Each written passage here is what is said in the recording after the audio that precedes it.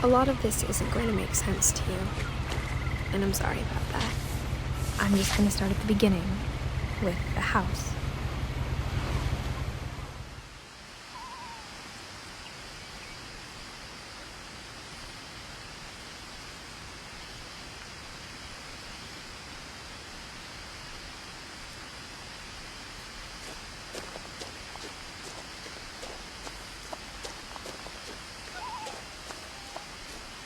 I lived here until I was 11, but I wasn't allowed inside half the rooms.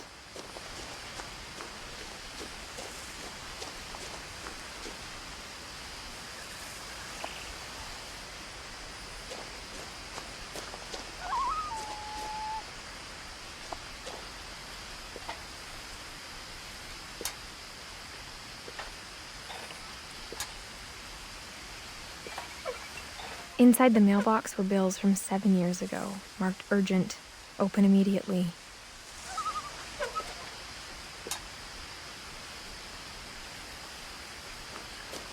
I hadn't been back since my brother Lewis's funeral.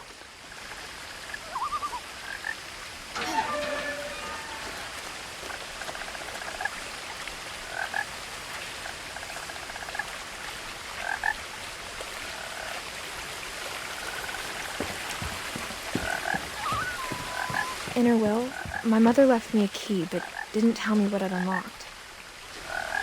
Maybe she thought I'd know. Or she thought that the mystery would be enough to bring me back.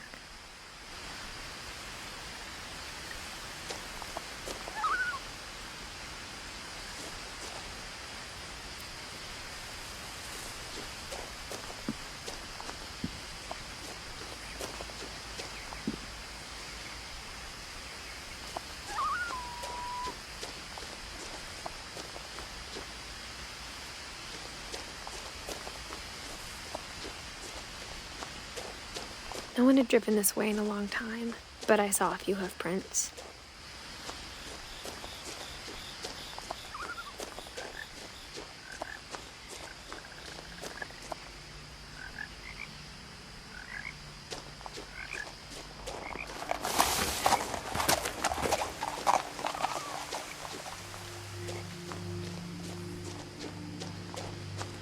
The truth is, even after I inherited the house, I never thought I'd come back to it. But now I had questions about my family that only the house knew the answers to.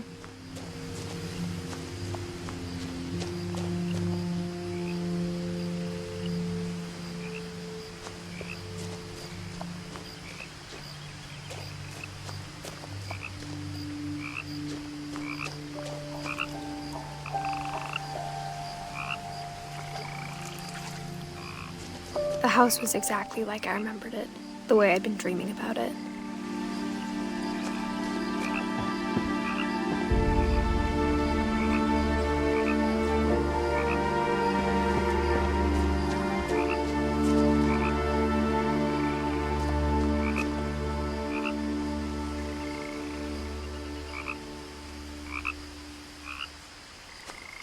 As a child, the house made me uncomfortable in a way I couldn't put into words.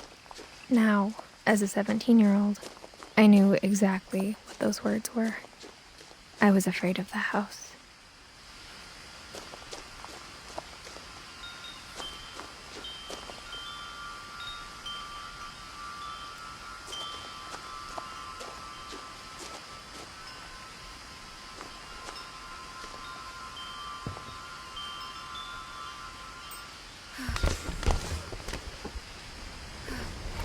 Crawling through the doggy door used to be a lot easier when I was 11.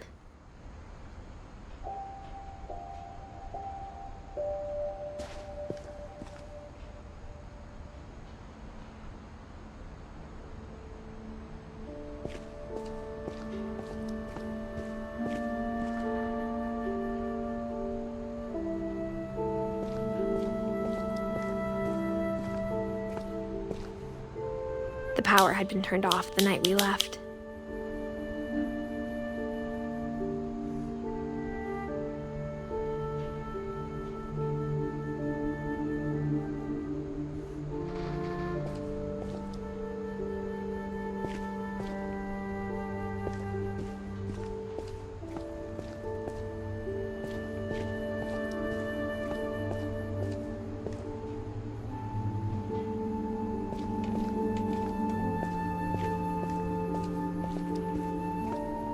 For the first time in years,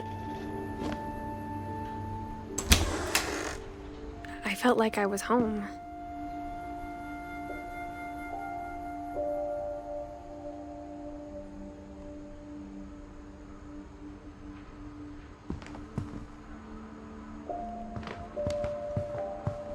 But instead of a family, there were just memories of one.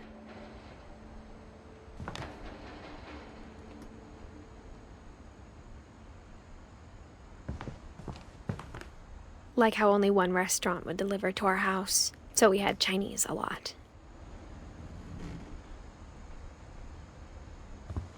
Or how after Louis started working at the cannery, we all got sick of eating salmon. Except our cat, Molly.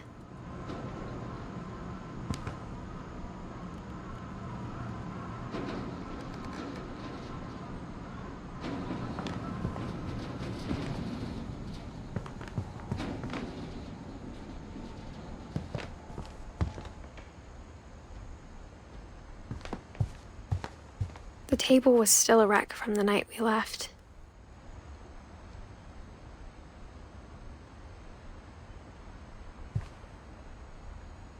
It was like a bomb had gone off, killing everyone but sparing the furniture.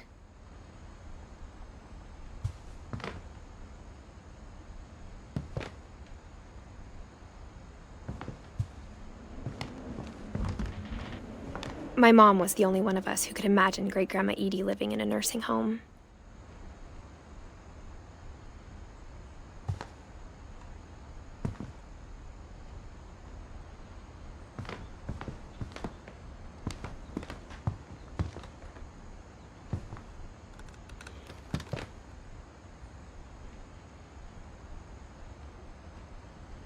Nothing in the house looked abnormal. There was just too much of it, like a smile with too many teeth. Even the fireplace had a story. Edie told me the bricks came from the original house, after it sank.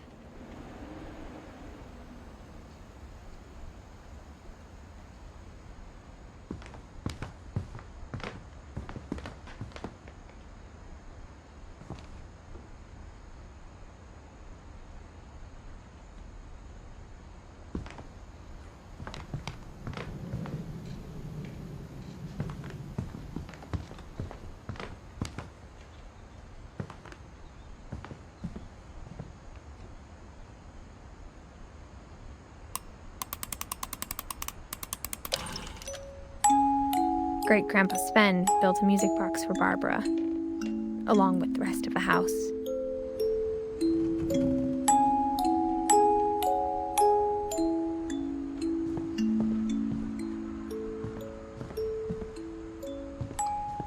A lot of things got left behind in the whirlwind of that last night. My mom wasn't much of an optimist, but she never stopped believing that my brother Milton was alive.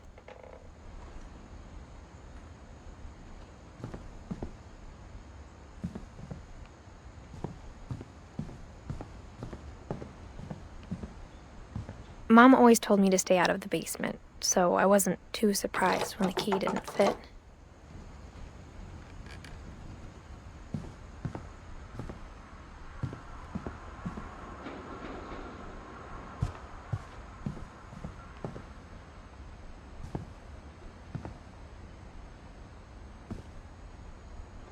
After Milton disappeared, Mom sealed up all the bedrooms.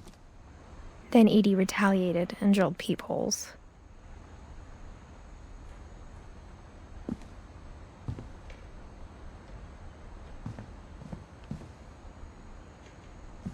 I spent a lot of time playing in Great Uncle Walter's room. I think my mom sometimes regretted not sealing it up.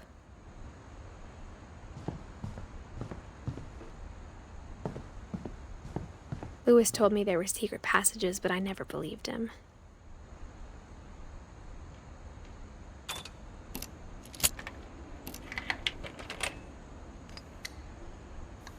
Turns out, my mom was really good at keeping secrets.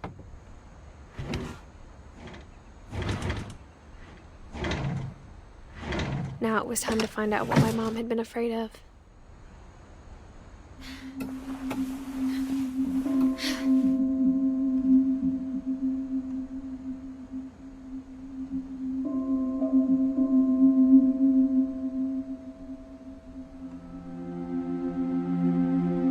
this, maybe it sounds like I had a plan, but I had no idea what was behind that door.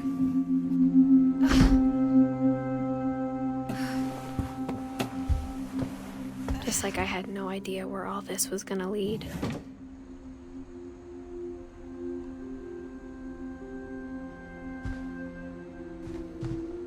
I grew up looking at Molly's room through the peephole. Molly's gerbil had a tiny bedroom with its own even tinier gerbil cage. Being inside for the first time, I felt like I'd stepped behind a painting.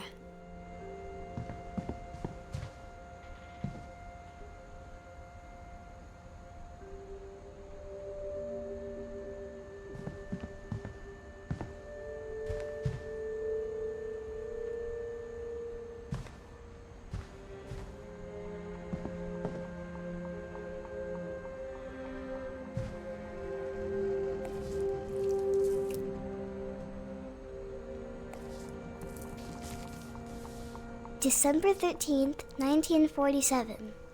Dear Diary, I'll be gone soon, but I wanted to tell somebody about what's gonna happen. It started when Mom sent me to bed without dinner. I woke up and I was starving, so I looked around for something to eat. The gerbil food was dry, but I didn't mind it.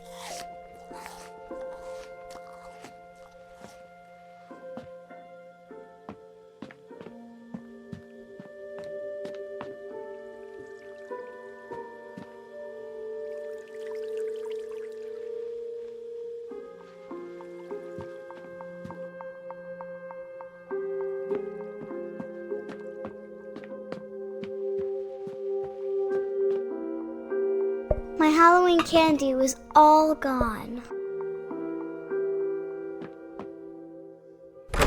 Mom, can I come out now?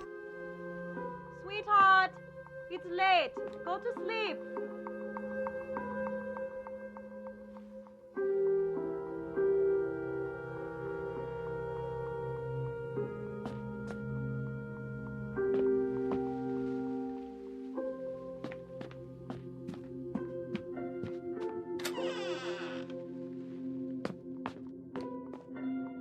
I kept eating and eating.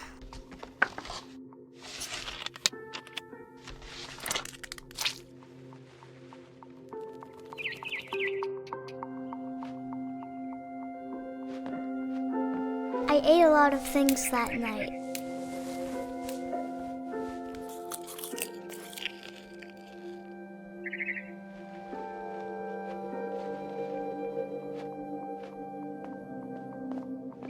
Then I heard chirping outside my window. It was a barn swallow going back to her nest. I reached out for her.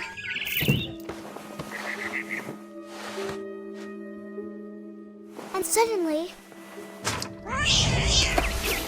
I was a cat.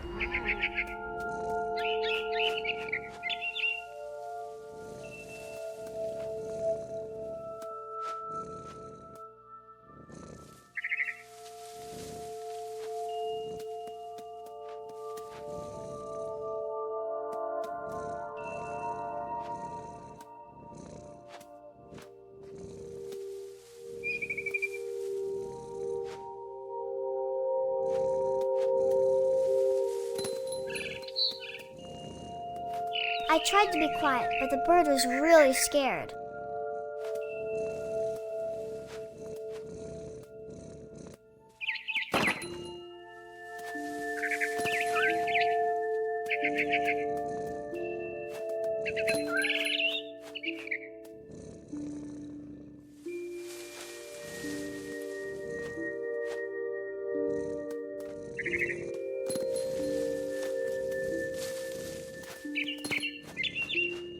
Mom and Dad didn't even look at me.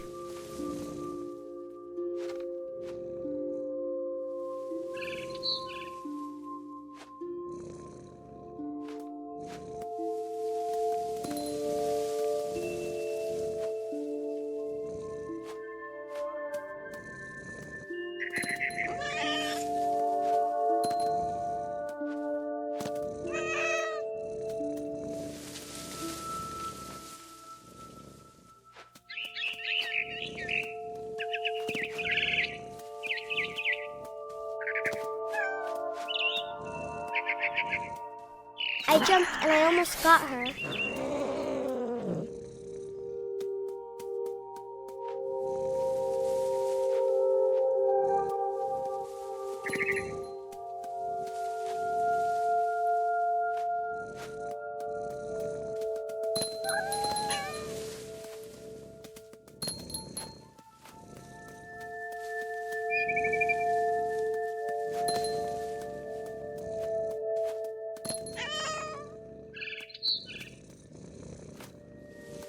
I could tell she was getting really tired.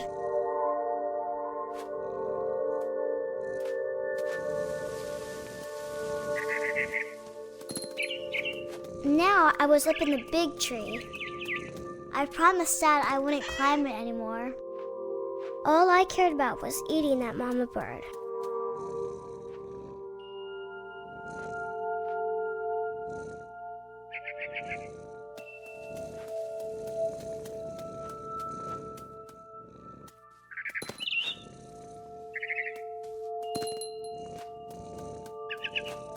I gobbled her up.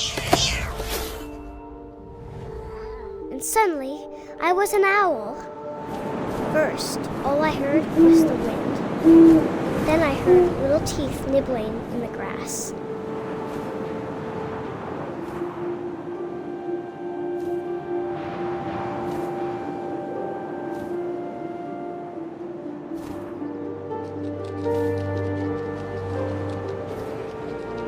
Rabbits.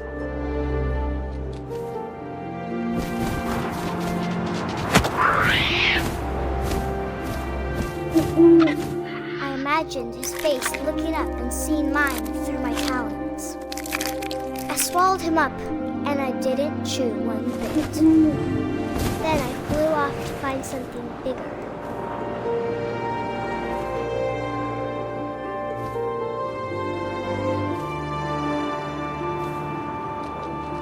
A mama rabbit.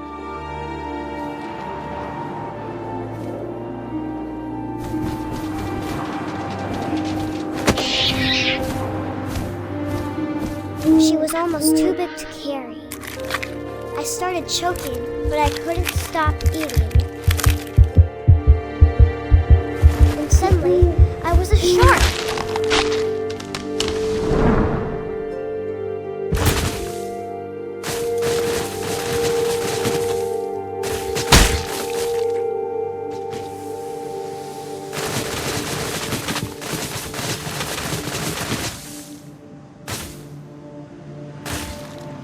I rolled off a cliff and into the ocean. Now, I was hungrier than ever.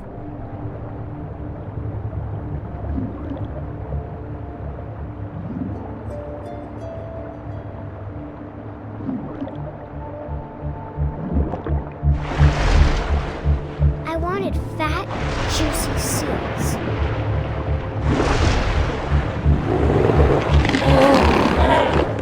I tore off her flipper, and it tasted really good.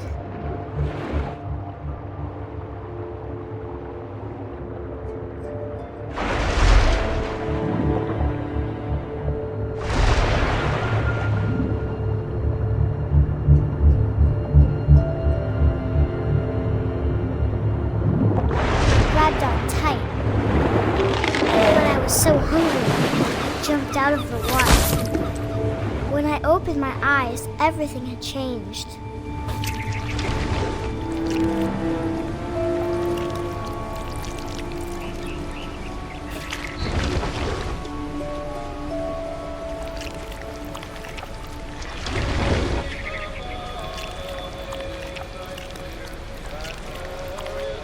Now I was a monster, and I smelled people everywhere.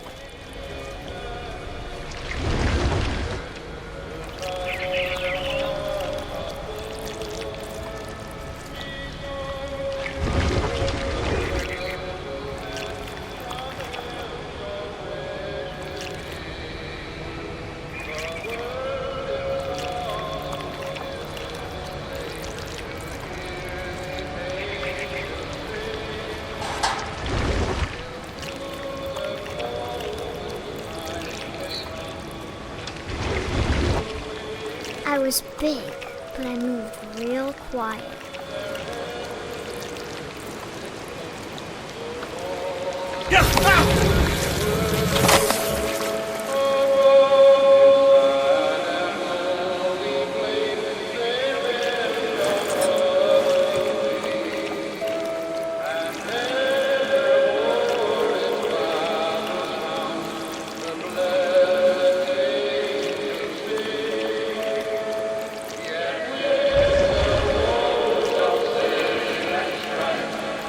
I wanted to stop, but also I didn't.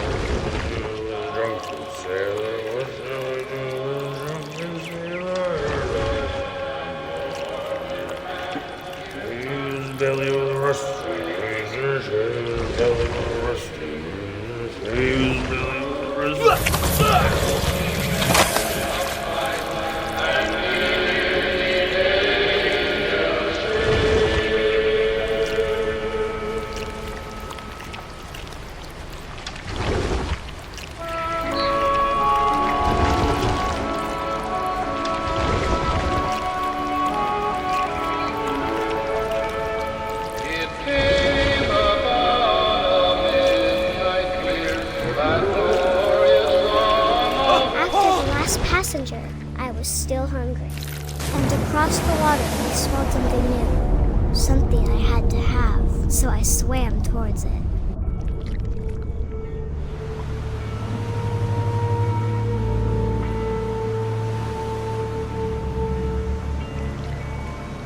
I slithered onto the sand, and the good smell went into an old pipe.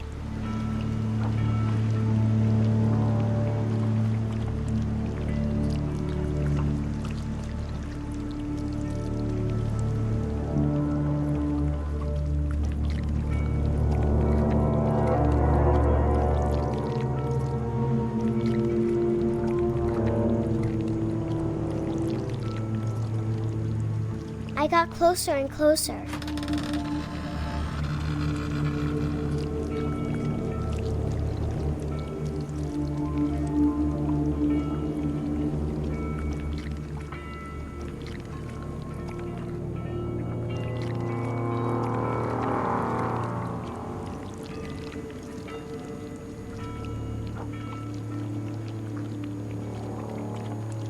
All of my stomach started growling. And suddenly, I was me again. I held my breath for a long time, but I couldn't hear anything. I think it's waiting for me to fall asleep. But it's not going to wait much longer. It needs to feed, and we both know I will be delicious.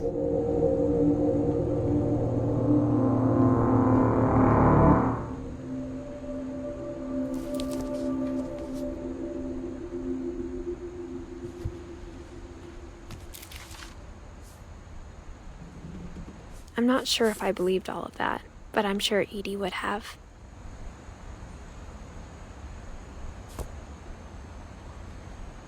I got the sense Edie had spent a lot of time here, before my mom sealed the doors.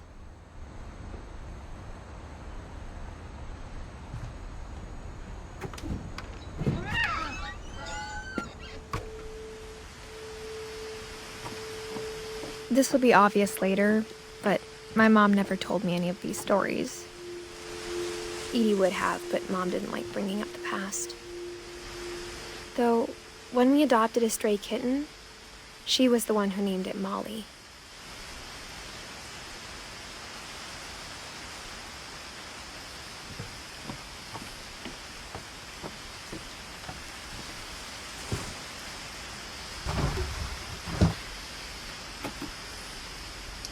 I spent a lot of time in Great-Grandma Edie's room. When Edie told people Sven was killed by a dragon, she could also have said he was building a dragon-shaped slide that collapsed. She could have, but she didn't. Edie gave a big interview about a mole man living under the Finch house. My mom was furious. I hadn't thought of myself as Edith Jr. for a long, long time.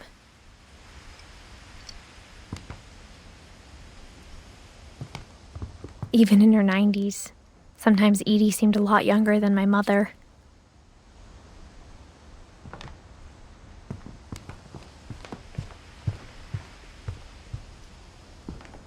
Her room was like a museum.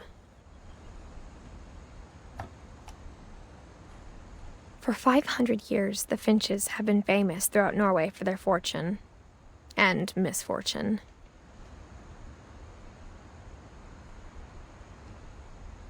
Odin Finch buries the latest victims of the family curse, his wife Ingeborg and their newborn son, Johan.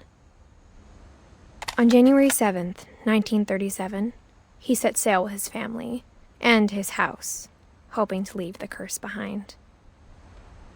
But 40-foot waves off the coast of Washington send the house and Odin to the bottom of the sea.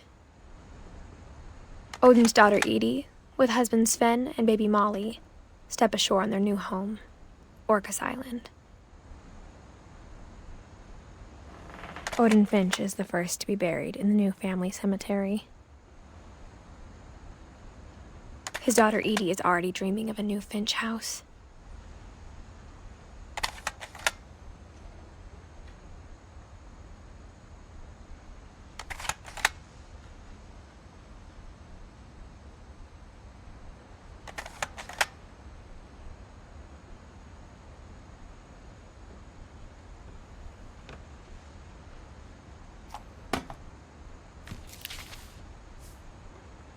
Whatever's wrong with this family, it goes back a long ways.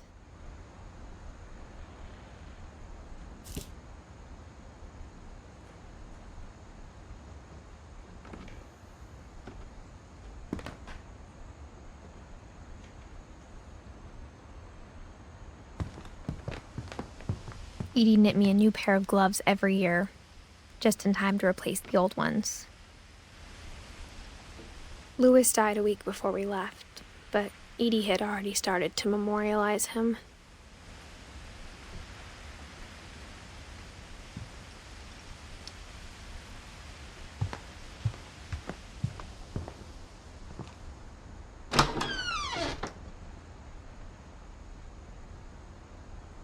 The only trace Grandpa Sam's first wife Kay left on the house was the pink bathroom.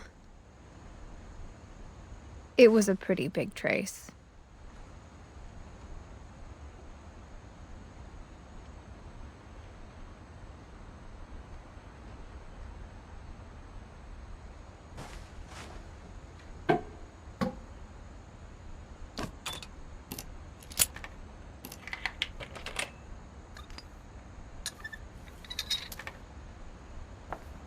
There's a secret in this bathroom.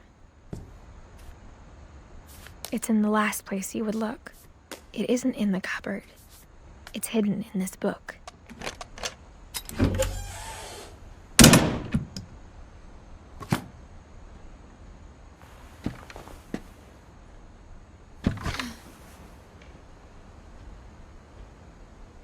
Sven gave Sam an old camera he'd refurbished. He never put it down.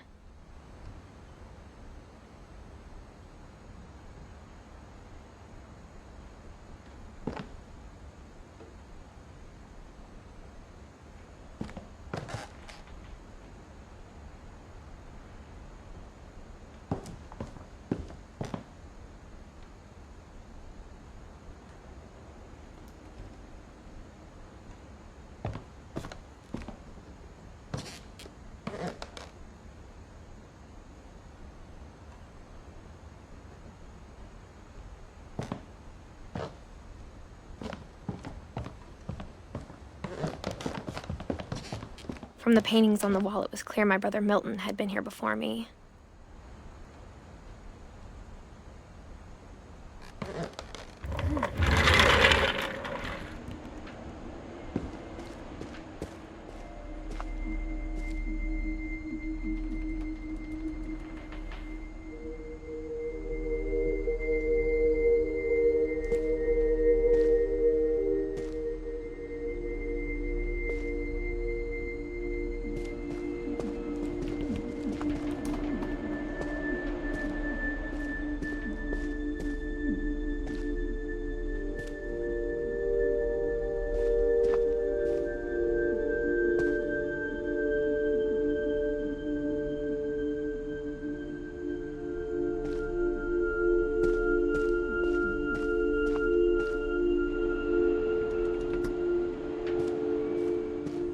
I knew Grandpa Sam had a twin, and that he never talked about him.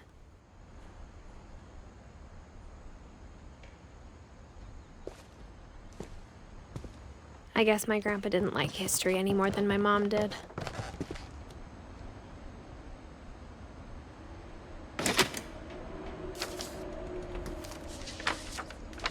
How I Want to Remember My Brother by Sam Finch. The thing I remember is that when he made up his mind, that was it.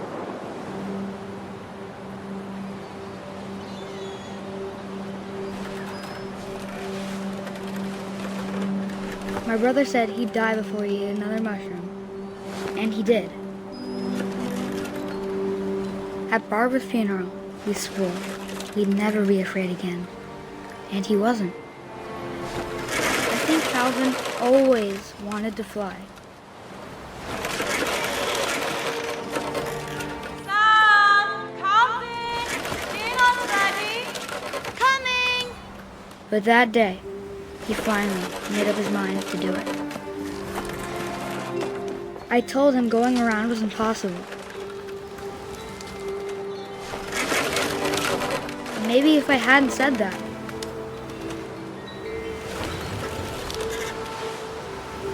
Calvin! I'm not gonna tell you again!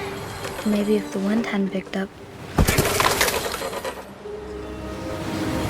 then maybe he'd still be here. But I doubt it. I think he'd already made up his mind. That's what I want to remember about my brother.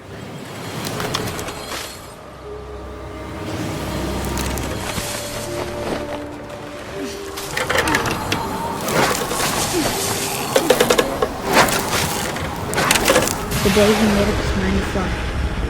And he did.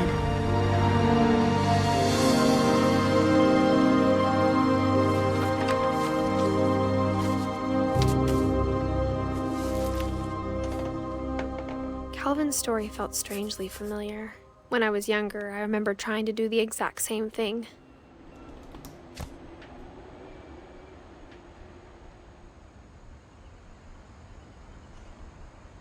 After the funeral, Edie roped off Calvin's half of the room.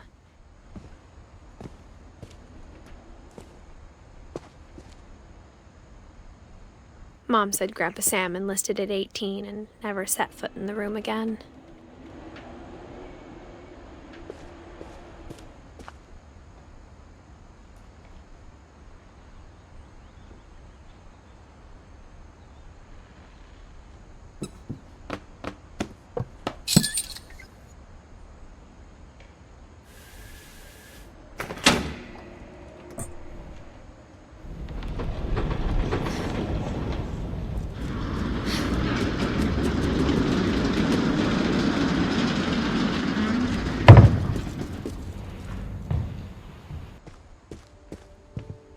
The passages were a pretty tight fit.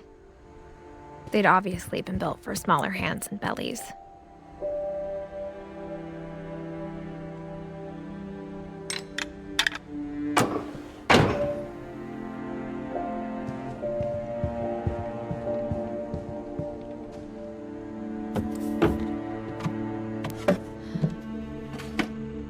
Growing up, I always thought of Barbara as a child star.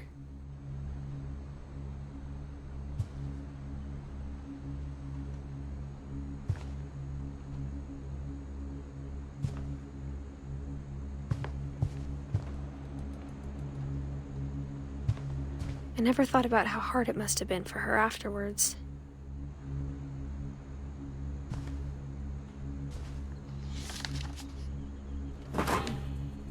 Of all the stories people wrote about Barbara's death, I'm surprised Edie saved this one.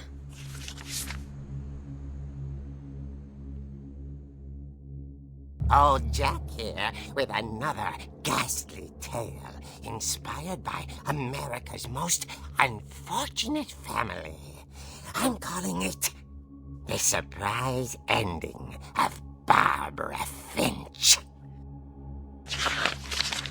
As a child star, Barbara was famous for her scream. Now at 16, she was all washed up. A has-been. But in a lucky break, she'd been asked to perform her signature scream at a local convention for monster movie fans. It was just the boost her career needed. Unfortunately, her scream hadn't aged well. Getting better. I think you just need the right motivation. Her biggest fan and current boyfriend, Rick, was about to demonstrate when... Now that was a great scream. It was Barbara's father, Sven. He'd slipped into a table saw and had to be rushed to the emergency room. So Barbara got stuck babysitting her youngest brother, Walter. Her convention comeback was cancelled. Okay, I'm hearing frustration, but I'm not hearing terror. What if I tried... A gang of hoodlums in Halloween masks have been terrorizing Orcas Island tonight. Police are urging residents to... That came from the basement. You're right!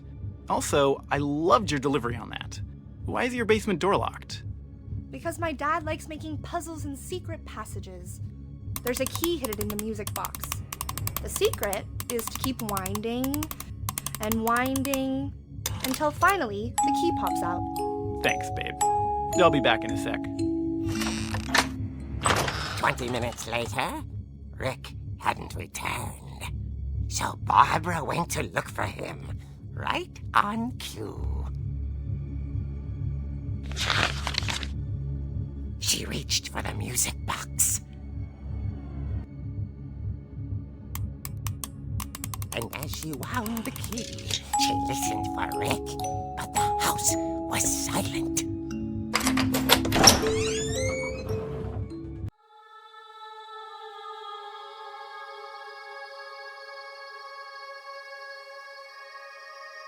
She found Rick's crutch and imagined the worst.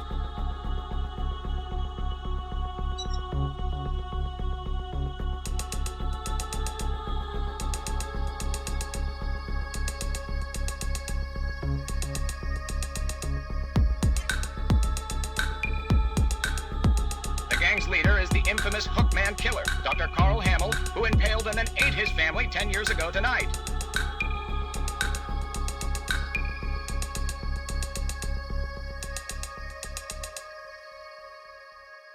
The old fridge rattled and grew still.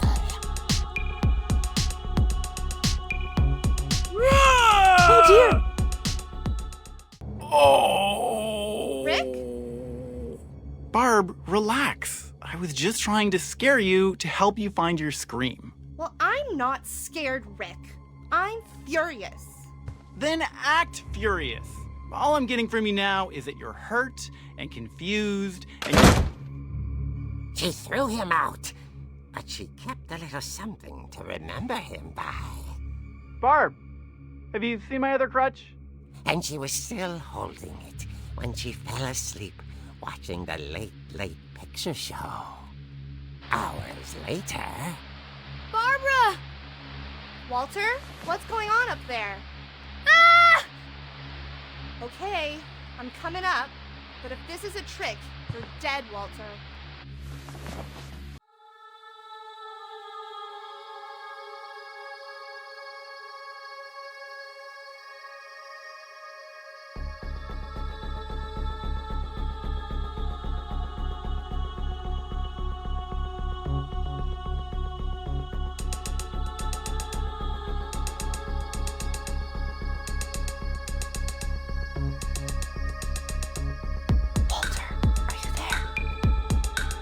Walter had vanished, but his bedside radio was still on. Orcas Island police describe the man as 6 feet tall, with a steel hook for a hand.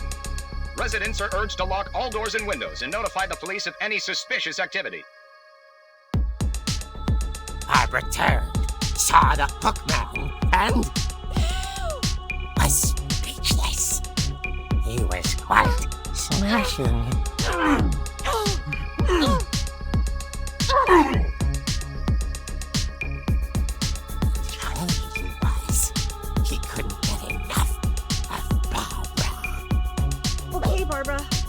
be another way out of here. That night, she played her part beautifully.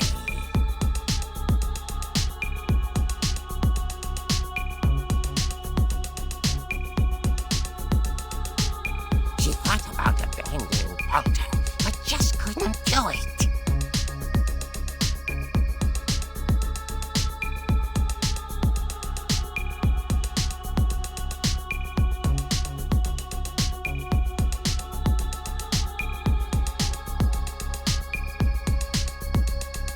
Ollie's door hadn't been opened in years.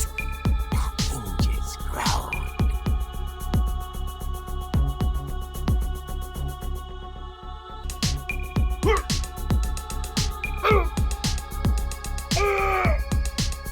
He wasn't moving, but she sensed the story might not be over yet.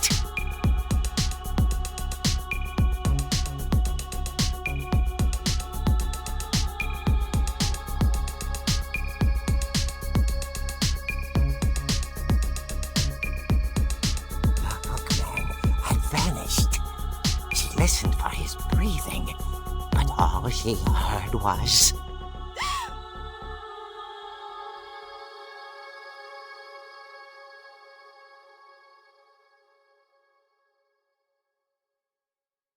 At the door, she heard whispering.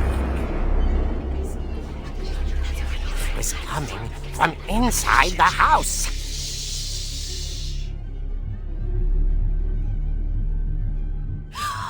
Oh dear. The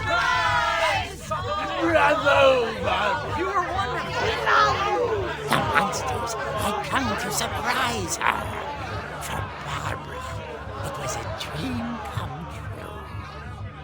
Then she saw what kind of monsters they were, and she realized what was about to happen. She was going to be famous. And with her final breath, Barbara Finch gave the performance of her life.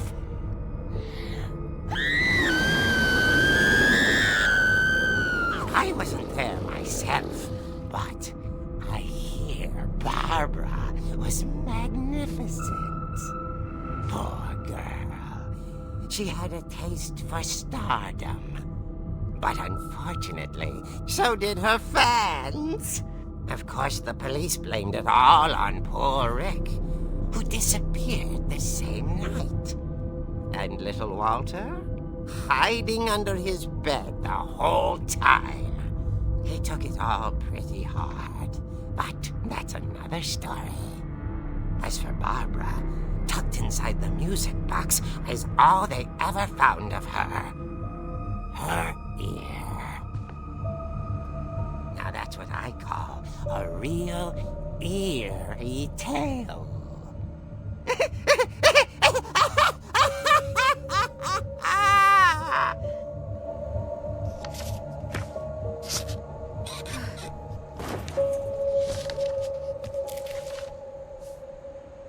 Edie told me all Barbara wanted was to be remembered, as absurd as that comic was.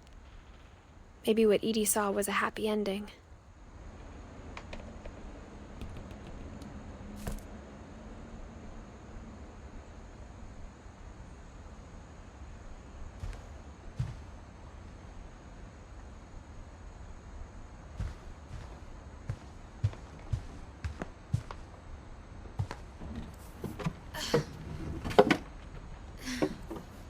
I guess now I know why Mom didn't like me playing with the music box.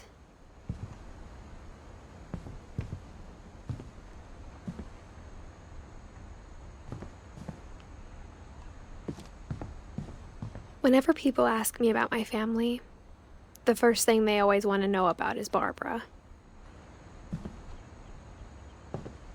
Edie's father, Odin, built the original house.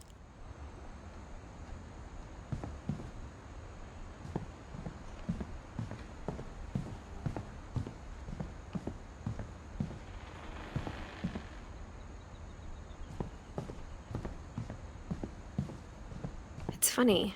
All those times I played with the music box and never found the basement key. Mom must have locked the third floor stairs on the night we left.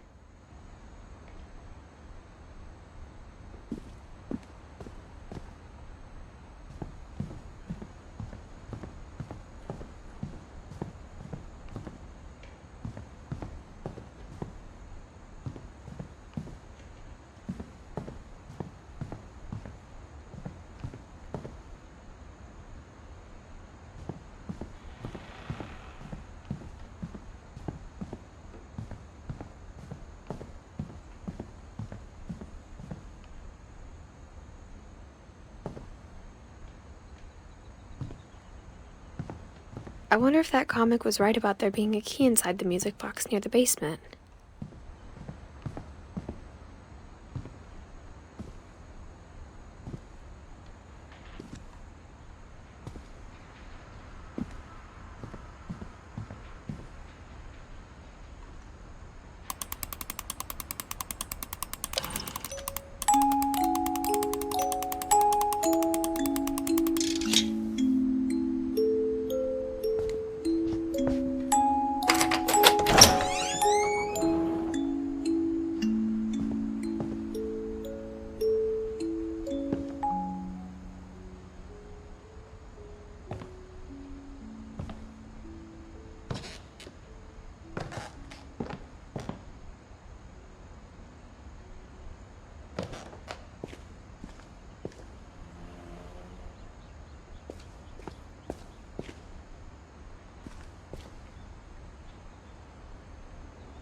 Mom said the basement was off limits, unless I wanted another tetanus shot.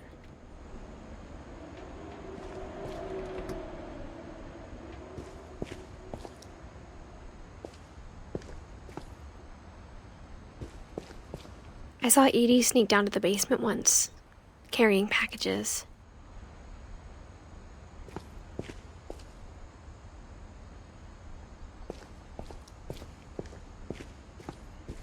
I thought maybe she was hiding presents.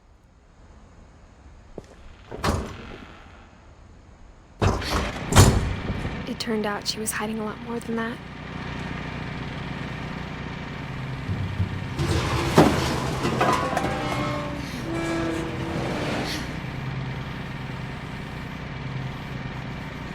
I remember asking Mom once about where Walter had gone.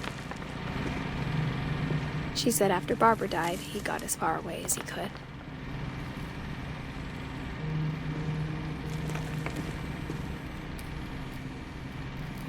If there's a pattern in all these stories,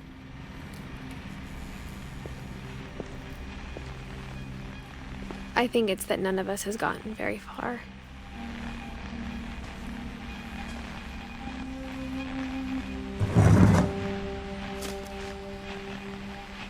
Goodbye, everyone. I can't believe I've been down here for 30 years. On that first day, after the shaking started, I didn't think I'd survive a week.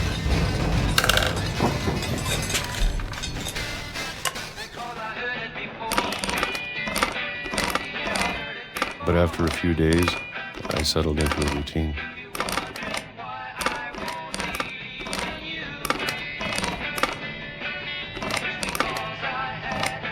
That's what kept me sane.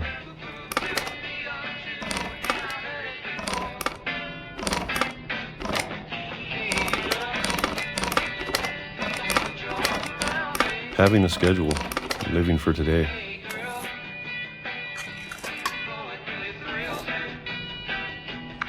I always expected to be dead tomorrow.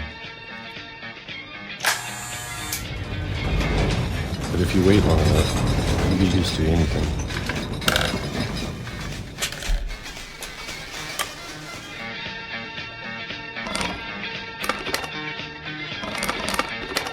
Even a monster on the other side of a door starts to feel normal.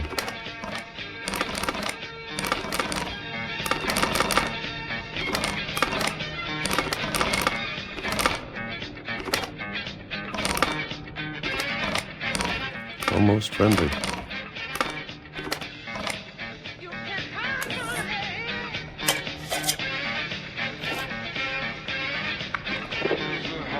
And then one day, everything just stopped.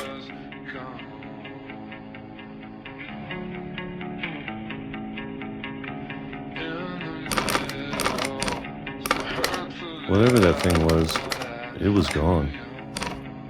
Maybe it got tired of waiting. Or maybe I just got tired of being afraid.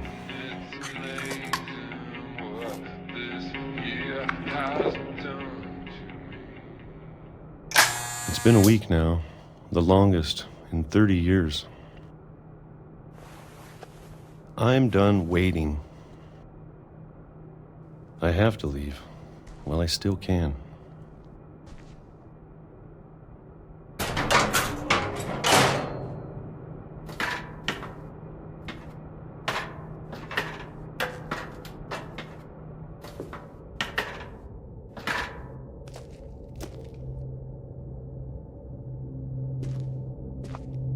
I know it's out there, somewhere.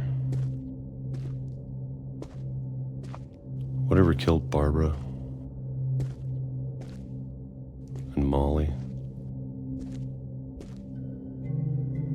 and Calvin. Maybe this is all a mistake. But I need to stop living the same day, even if it kills me.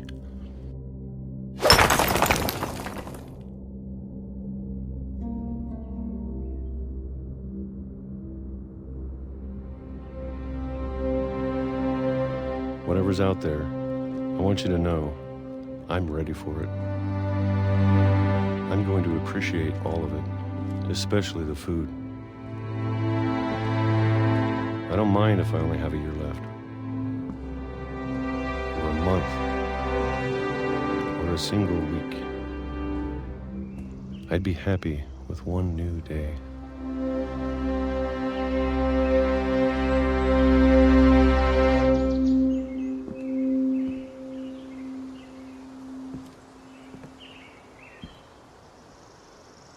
I can already imagine the sun on my face.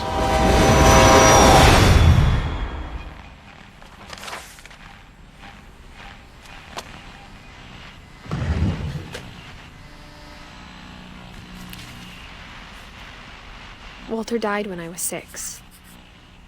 I can't believe my mom never told me he was down here. I'm sure my mom was trying to protect me.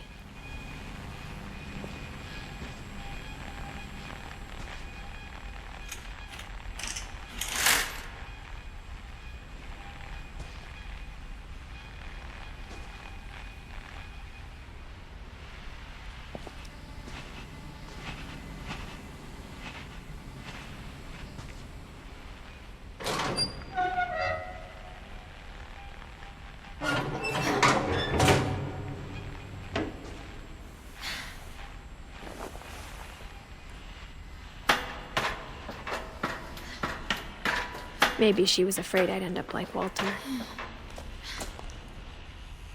But if she never told me about an uncle under the house, I can only imagine what else she was hiding. I don't want to make the same mistakes she made. Trying to bury something that's still alive.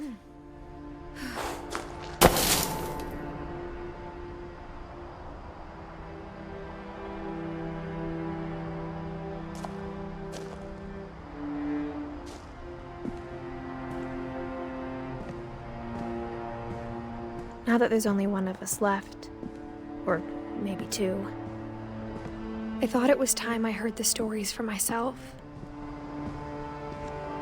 and found out what happened to everyone else. But now I'm worried the stories themselves might be the problem. Maybe we believed so much in a family curse, we made it real.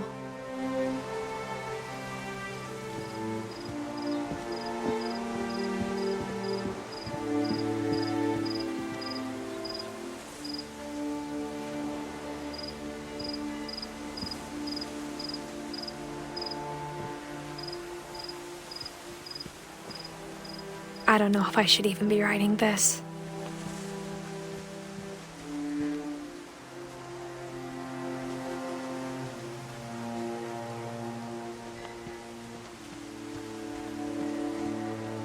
Maybe it'd be better if all this just died with me.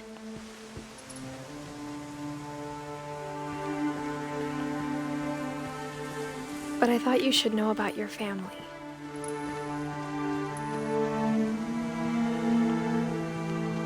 And the history you're a part of.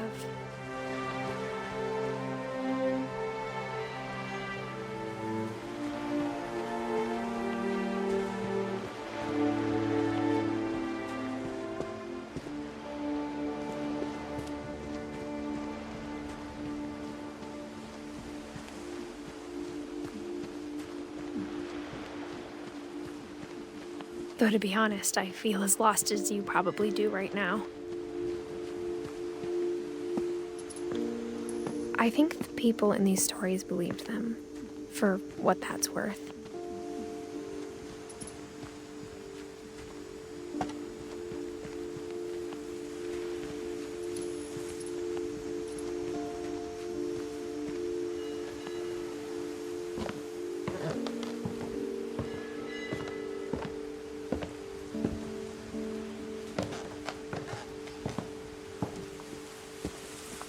And when you look at the house, that history of imagination and stubbornness and madness, any of it seems possible.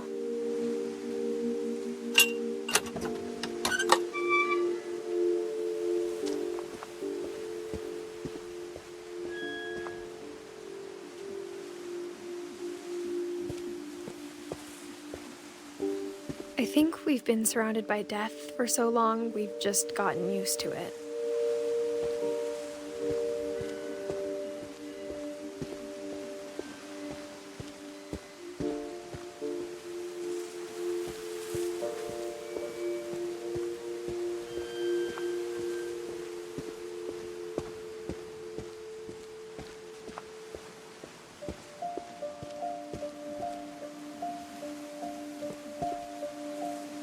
What kind of family finishes building a cemetery before starting the house?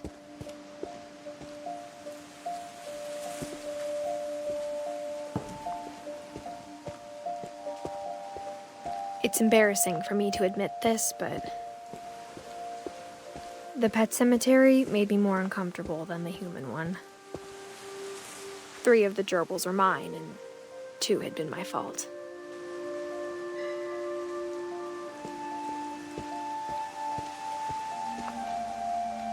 Sven built the house, but it was Edie who designed the cemetery.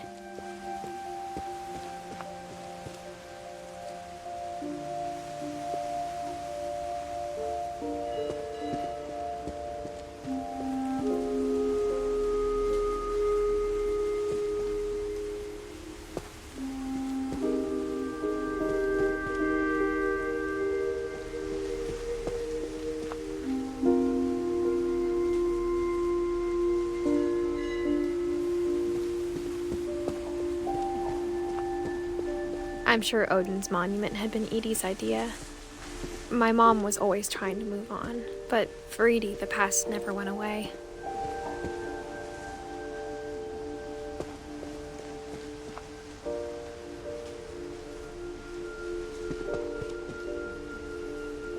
She could see it poking out of the water at low tide.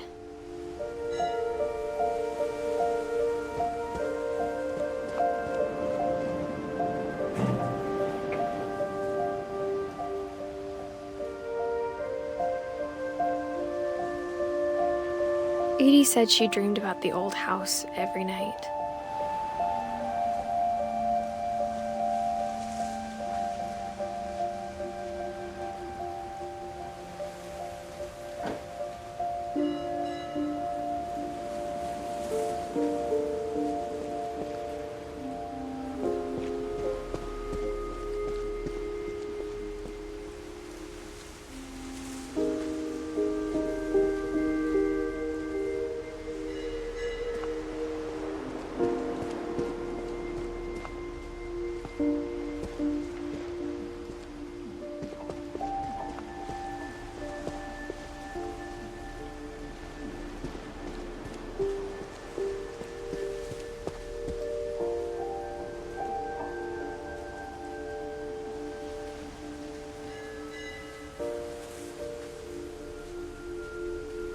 Edie's side was always easier for me to understand. But the older I get, the more I can see where my mom was coming from.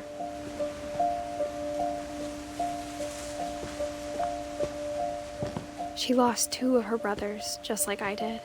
I get why she tried so hard to protect us.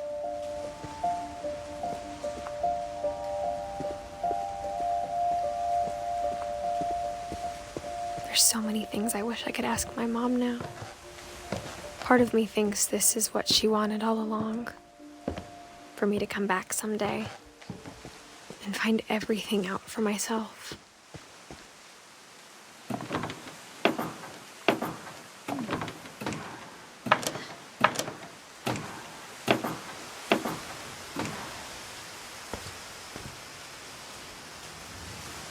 But looking back on it now, if she told me there was going to be so much climbing, I never would have come when I was 22 weeks pregnant.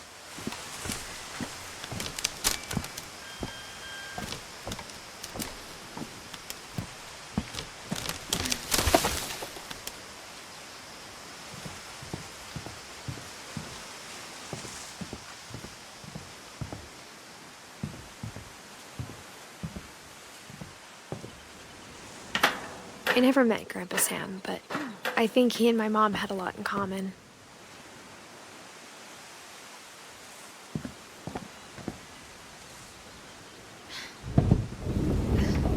They were both pretty intense.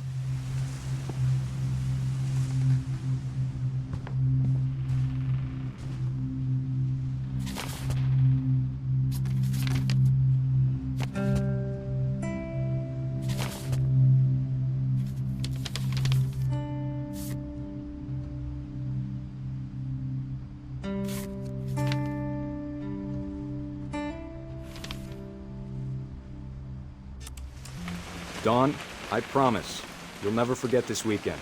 Yes, sir. These memories are gonna last a lifetime. Am I gonna have to shoot anything? It's a hunting trip, Dawn. Shooting is strongly encouraged.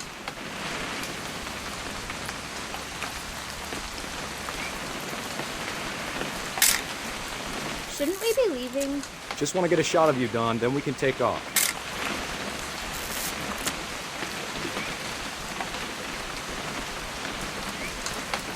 What?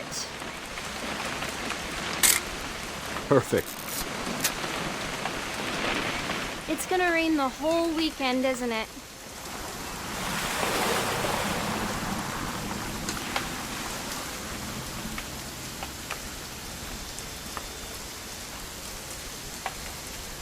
Please just take the damn picture. Hey, language. I will never forget this weekend, Dad. That's the spirit. Okay, got it. I'm gonna take some pictures, okay? Just be careful. That camera's older than you are.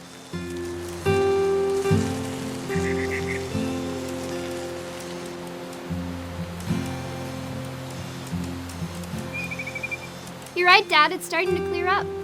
Still freezing, though. Aw.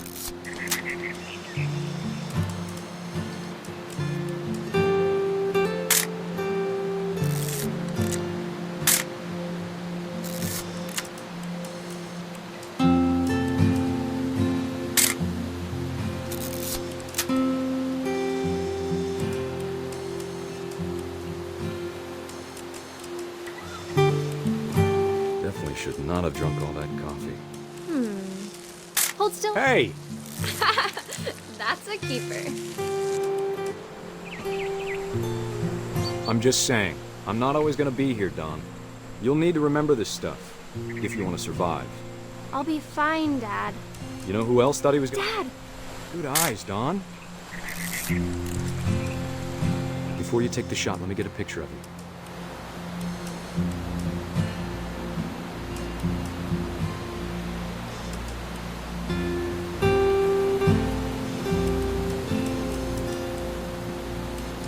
Dad, Let me get behind you. do I have have to do this? Dawn. Great shot, Dawn!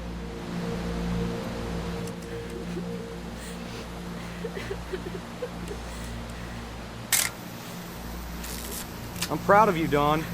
Always remember that, okay?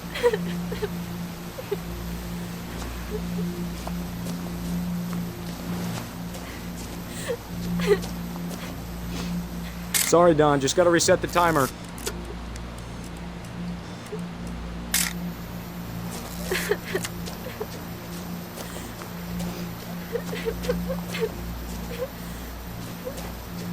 Dad, it's twitching.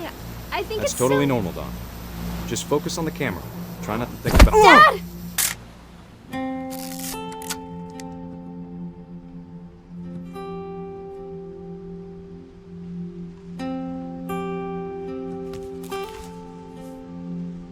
Of all these stories, that's the one I wish most that my mom had told me.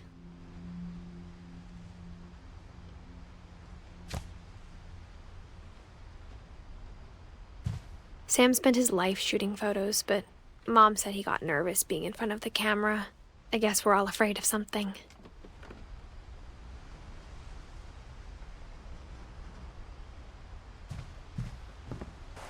Instead of hiding from death, Sam seemed to go out of his way to meet it.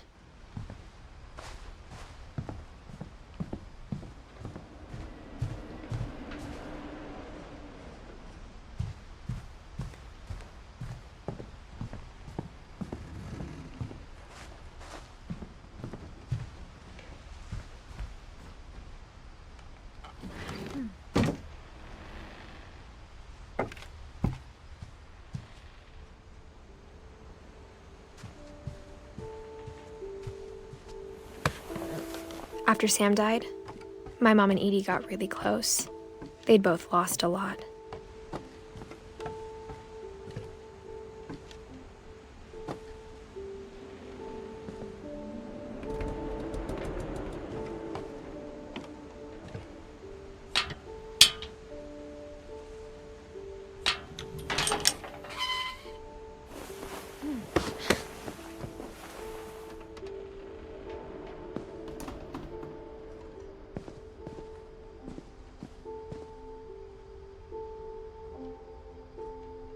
I can't imagine my mom ever writing poetry, and yet...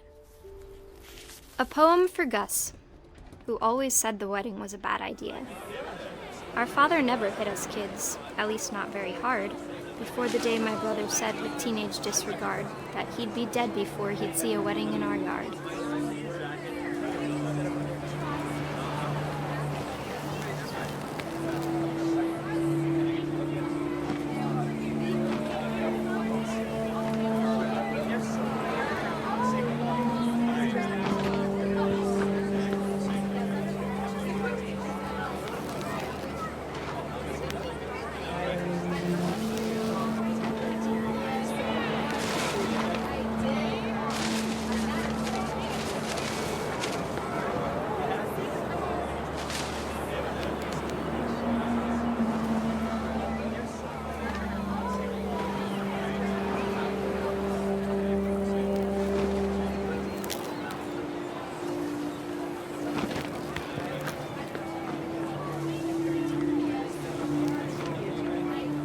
My father made him come, of course, but Gus stood far apart, just flew his kite and bottled up the storm inside his heart.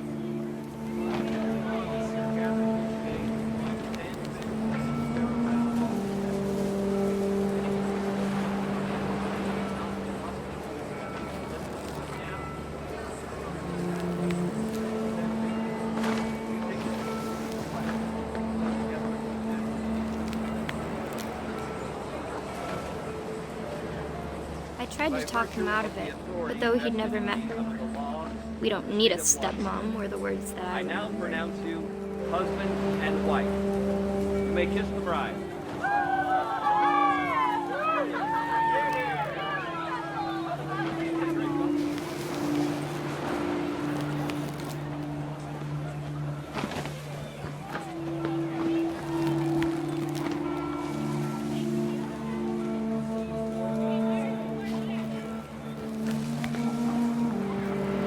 When the time for photos came, Dad ordered him to Come here. But Gus declined, and as a sign held up his middle finger.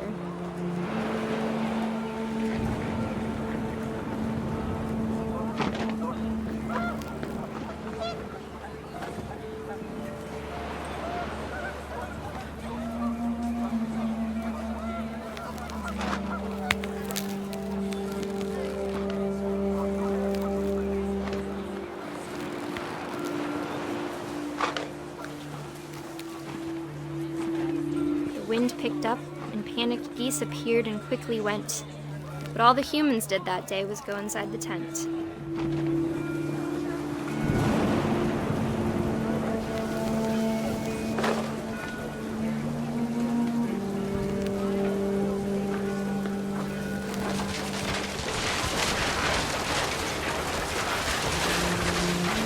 The rain came down in buckets then, but no one seemed afraid that nature might destroy the tent our dad had crudely made.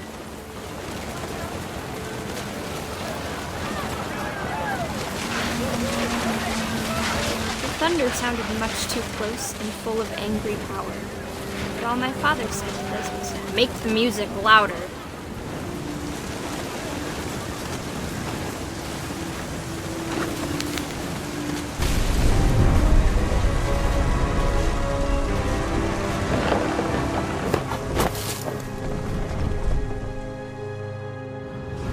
I wish that I could truly say I thought about you on that day. Out there on the beach alone, just you, the wind, the sea, and foam. But I didn't, until we found you.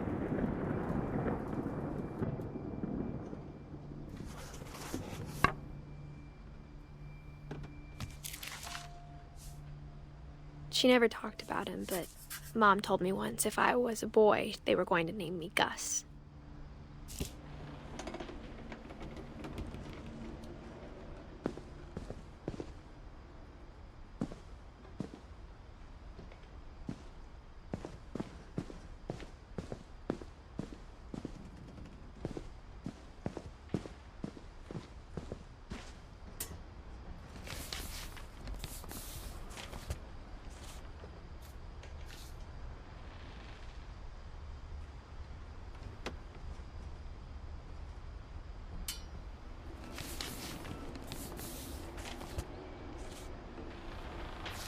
Dear Kay, do you remember the way Gregory used to laugh when he thought he was alone?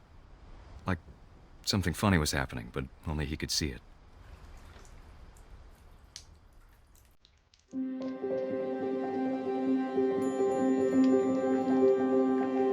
I think he saw things the rest of us don't.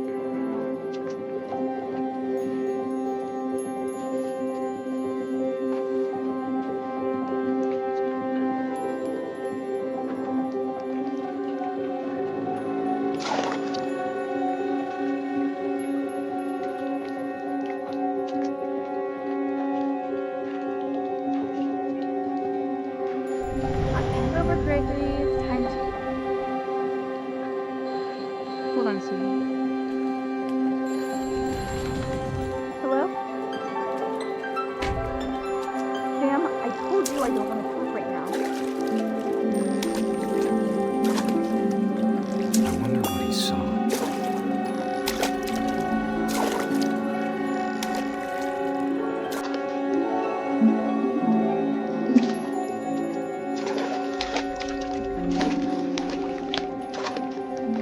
What his world was like. He reminded me so much of Calvin. Lost in his imagination.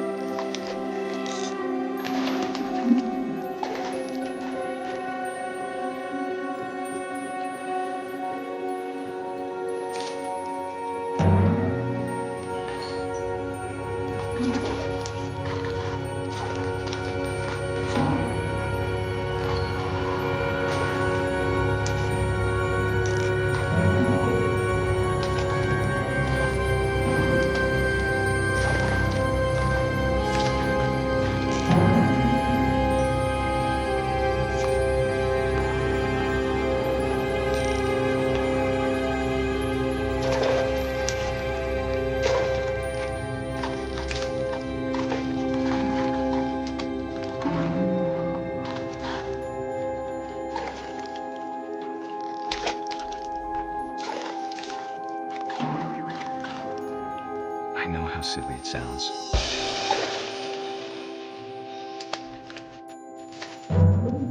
But I'm worried about a baby being too active.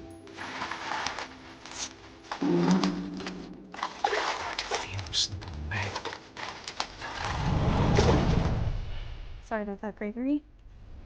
I know you did everything you could. Maybe if I hadn't called that night.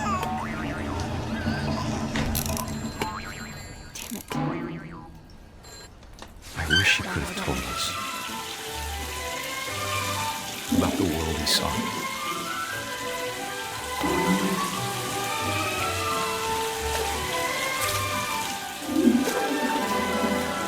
There's so much I don't understand about Gregory, about everything.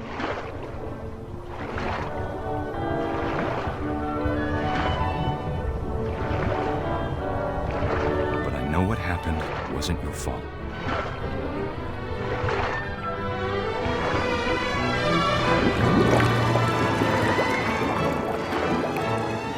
I'm sure he's happy. And he'd want you to be happy too. Good luck, Kay. Love, Sam.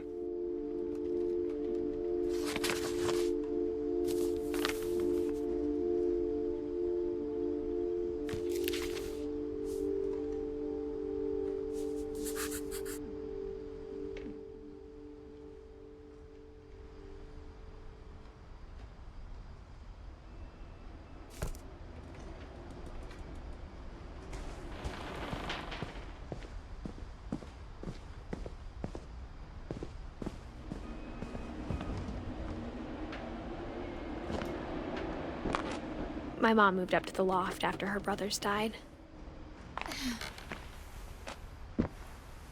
At the time, it was as far away as she could get.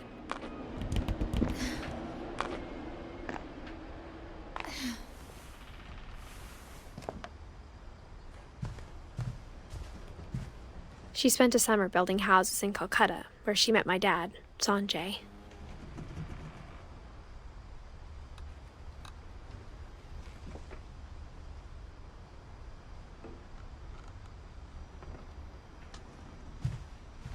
Religion was another thing my mom never talked about, but I think it helped her a lot after her dad died.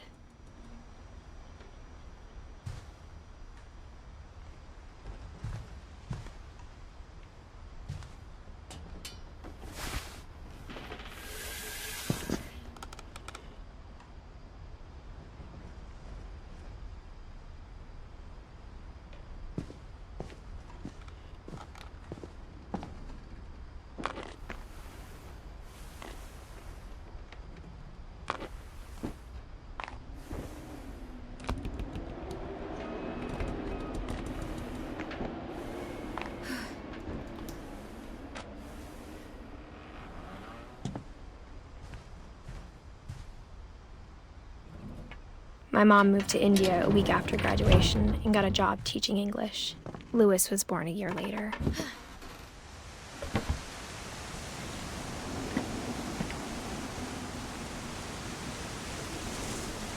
When my dad died, I don't think Mom knew where else to go. I'm sure Edie was happy to have her back.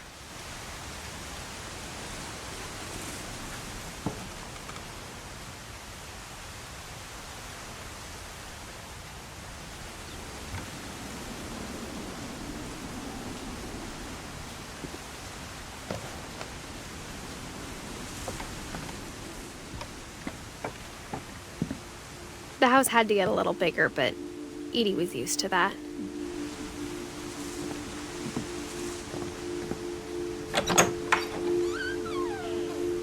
And for a while, things were good.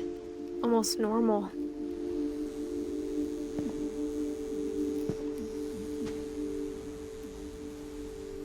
But it didn't last.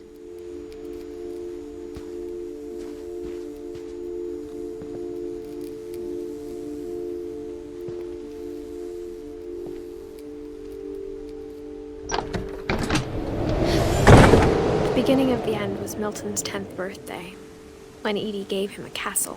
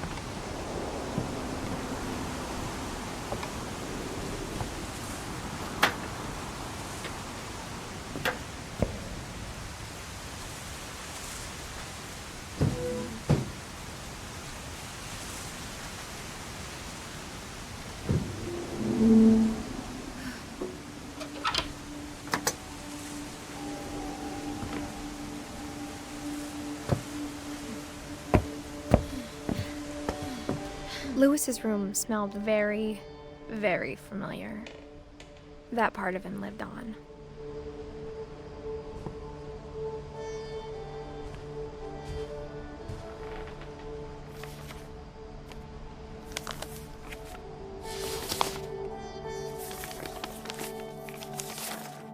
Dear Mrs. Finch, as Lewis's psychiatrist, I can understand your desire for an explanation.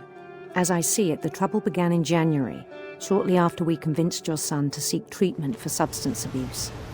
Newly sober, I believe Lewis first noticed the monotony of his daily life.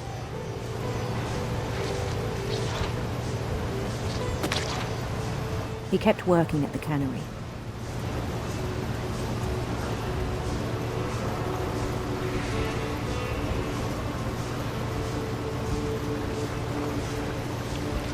But he withdrew part of himself.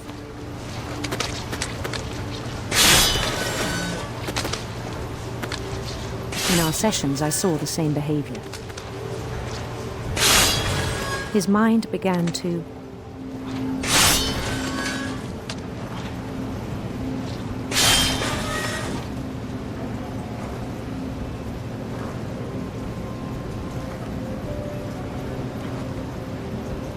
wander. I asked him to describe it. He said he started small.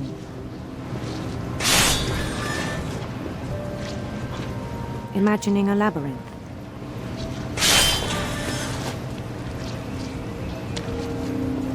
He'd feel his way about. Then something moved. Bats. And toads.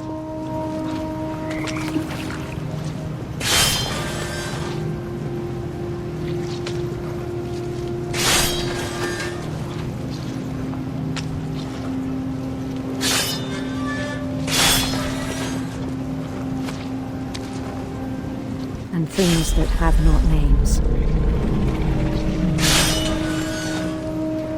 He knew it was all in his head.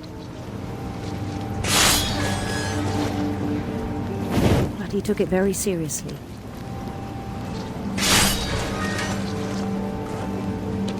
I had hoped he'd find himself.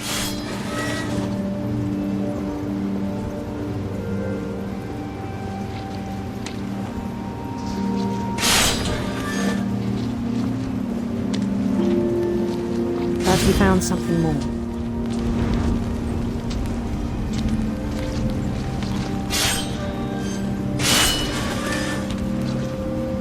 I worried about him then. Daydreaming at the cannery. I spoke with his boss.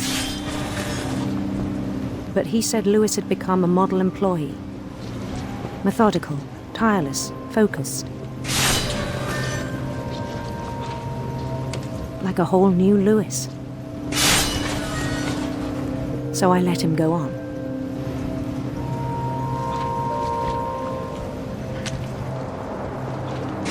I even encouraged him. It seemed very promising at first. He told me he'd made a new friend.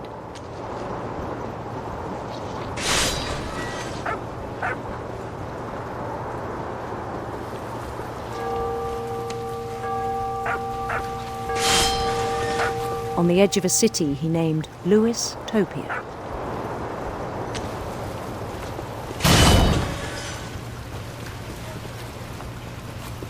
He built the city up slowly, brick by brick.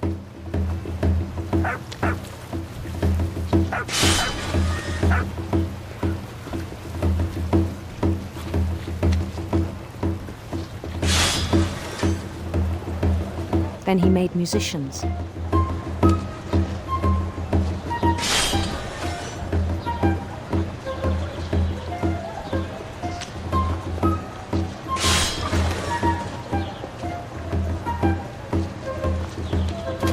And songs for them to play.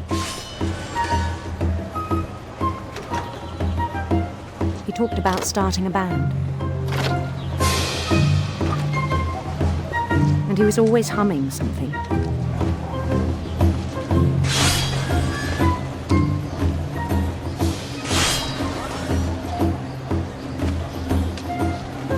every day his imagination grew stronger.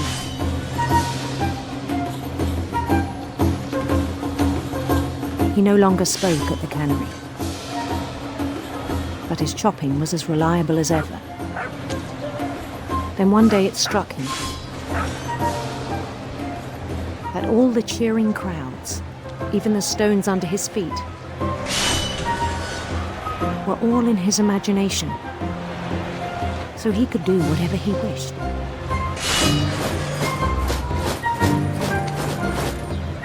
He held an election for mayor, and he won.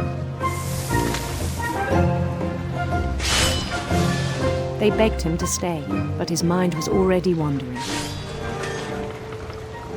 It became a game for him.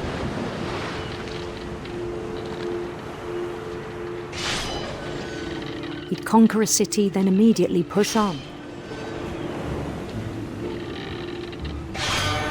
New Louisville.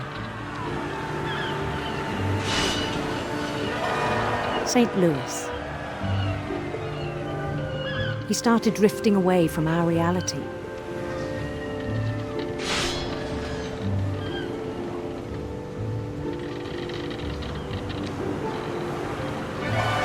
Minneapolis. Until one day he forgot to go home from the cannery. Even as his mother pleaded with him, part of Louis kept sailing on.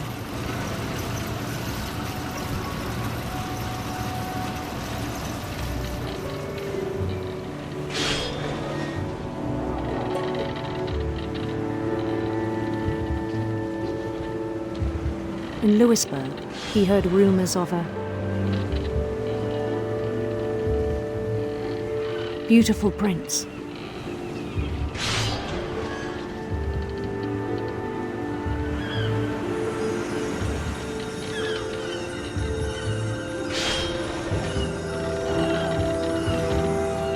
The prince was on his own quest for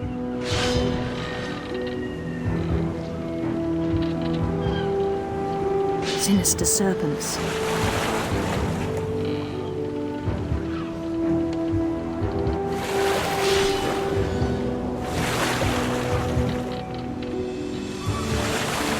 He followed the sound of his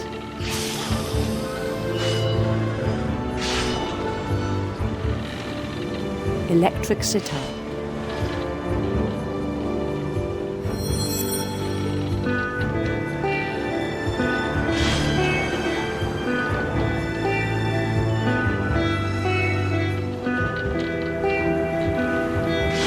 His chase led him to a golden palace east of the sun and west of the moon. Even then, his logic remained sound.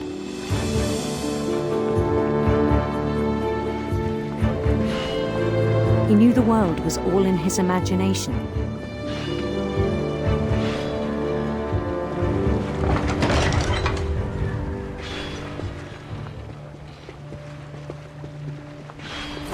But he was so proud of having created it.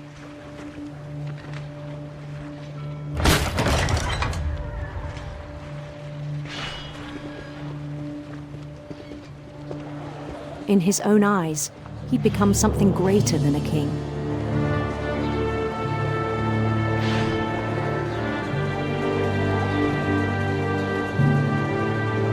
For someone who'd never known success in the real world, I think it was overwhelming. And then it struck him that the real Louis was not the one chopping salmon, but the one climbing the steps of a golden palace.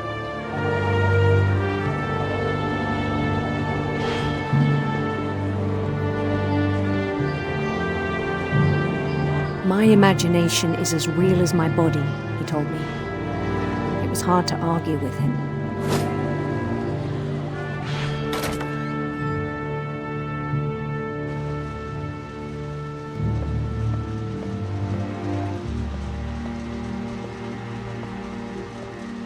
He began to forget the world we know.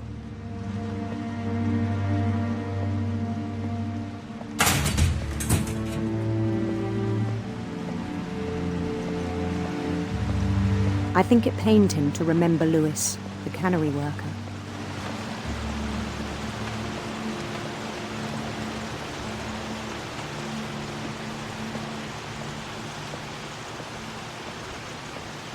He began to despise the man with a royal contempt.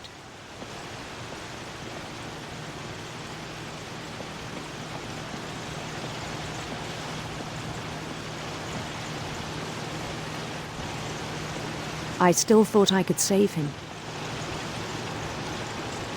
Even after he said he was being crowned king over all the lands of wonder.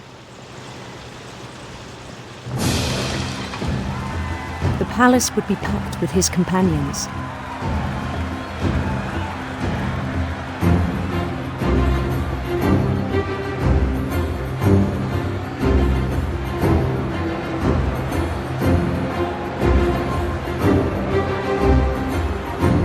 Including the wise Calico who had insisted on inviting me.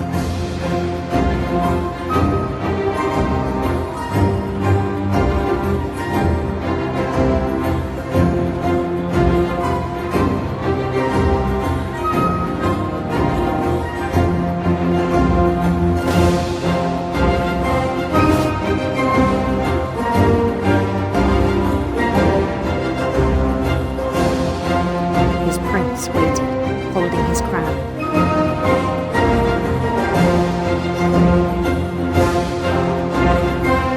There was only one thing left to do.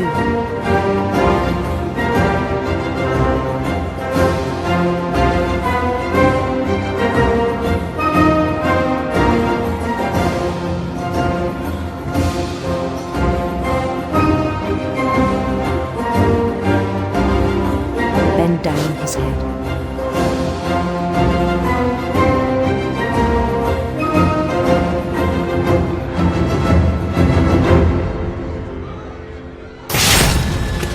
I think you know. Mrs. Finch, your son was a kind man who will be missed by all of us who knew him.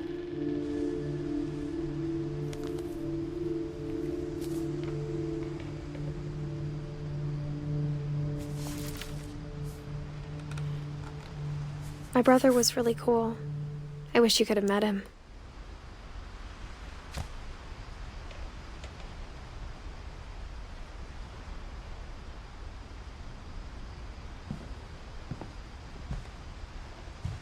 He was so proud of being Indian. I think for him, it was a way to be something other than just a Finch.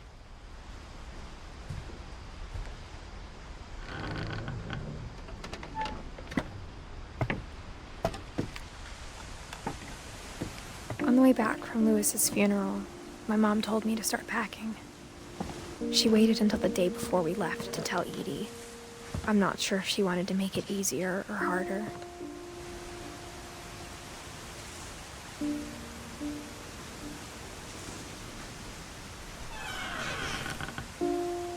I wish we'd stayed. But I understand why we left.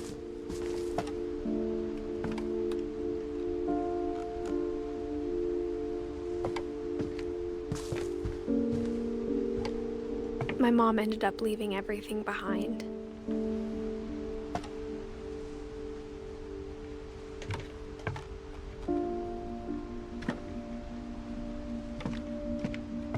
What happened that night had been coming for a long time.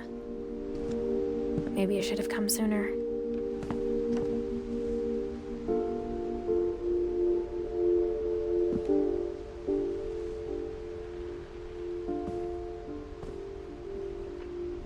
But it had to end one way or another. All that's left now is to tell you about that last night.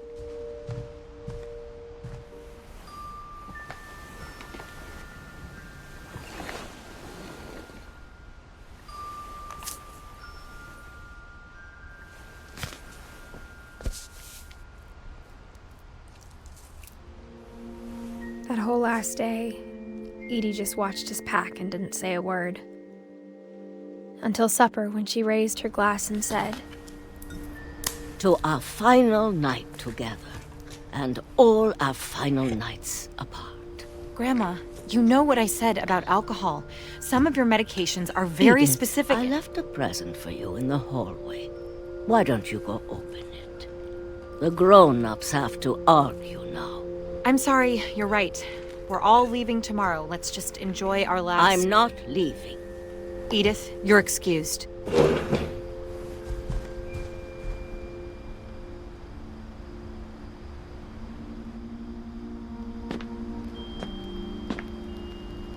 The power had been shut off that morning, but Edie always had plenty of candles. When my mom sealed the library, I don't think she knew about the other entrance. Or that Edie had a key to it.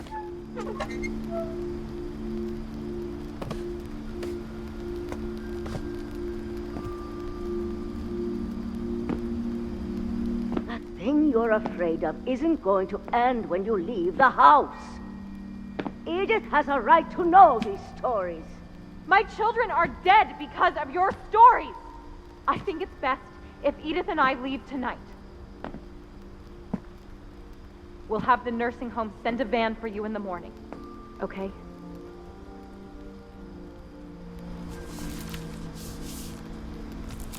Dear Edith, there's so many stories I wish I could tell you, but there's only time for one.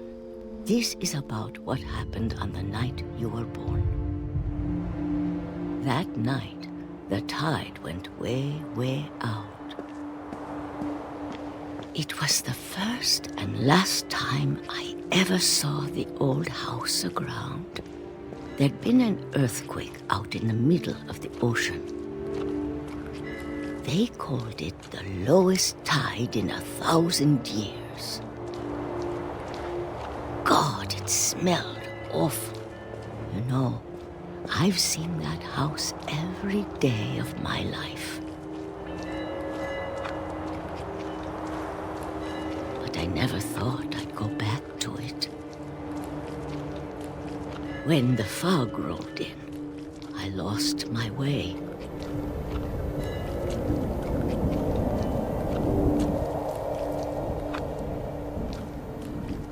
I got turned around.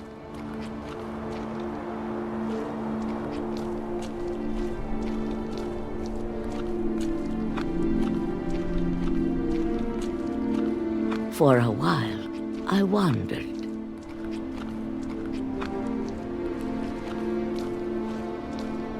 I started seeing things.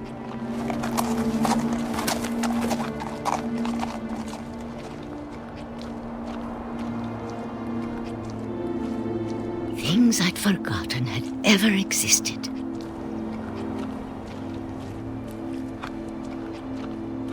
But when I saw them, they felt like old friends. That night, a lot of things came back to me. Or maybe I came back to them.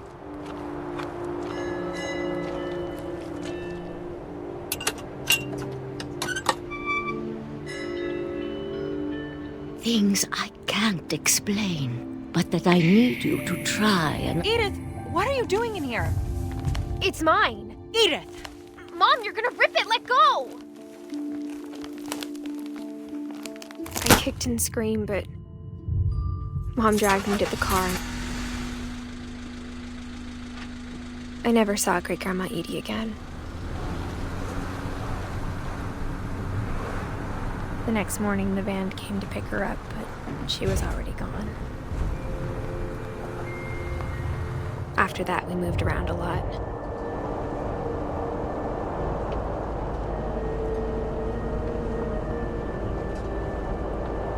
We both tried to make the best of it.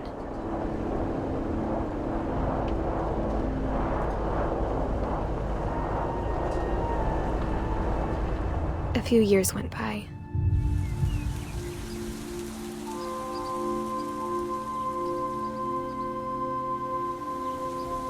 My mom didn't like to talk about it, but she started getting sick a lot. The rest happened pretty quickly.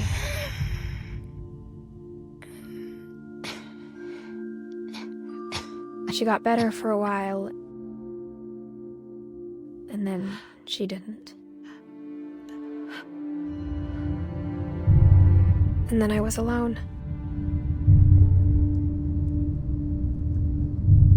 The last Finch left alive.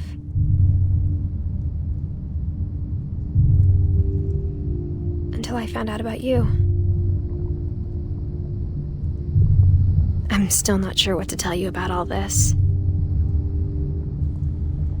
If we lived forever, maybe we'd have time to understand things. But as it is, I think the best we can do is try to open our eyes and appreciate how strange and brief all of this is.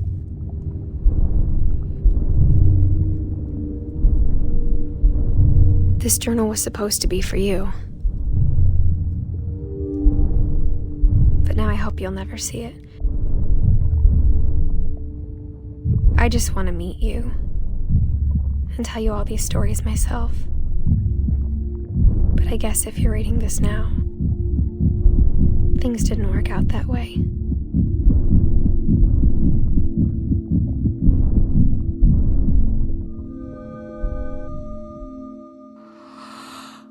This is where your story begins. I'm sorry I won't be there to see it. It's a lot to ask, but I don't want you to be sad that I'm gone. I want you to be amazed that any of us ever had a chance to be here at all. Good luck.